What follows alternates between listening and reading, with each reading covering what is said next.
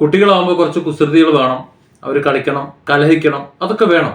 അതാണ് പഠനത്തിന്റെ ഒരു ഭാഗം എന്ന് പറയുന്നത്. ശരീരം അനങ്ങി തന്നെ കളിക്കണം. പക്ഷെ അത് എന്തെങ്കിലും അപകടം ഉണ്ടാകുന്ന വിധത്തിലാകാതിരിക്കാൻ എല്ലാവരും ശ്രദ്ധിക്കുകയും വേണം. കഴിഞ്ഞ ദിവസം ഒരു അപകടം സംഭവിച്ചു. കുട്ടികൾ റോഡിലൂടെ നടന്നു പോകുന്നു. അതിൽ മുന്നേ പോയ ഒരു കുട്ടിയെ പിന്നാലെ പോയ തന്റെ സഹപാഠി ഉന്തി നിലത്തിരുന്നു. വെറുതെ ഒന്ന് ഉന്തിയതാണ്. പക്ഷെ അദ്ദേഹം ബാലൻസ് തെറ്റി താഴെ വീണു. അവിടെ കിടന്നു, പരിക്ക് പറ്റി, ഗുരുതരമായ പരിക്ക് പറ്റി. ഉന്തിയിട്ടതാണ് എന്ന് CCTV ദൃശ്യങ്ങൾ പറയുന്നുമുണ്ട്.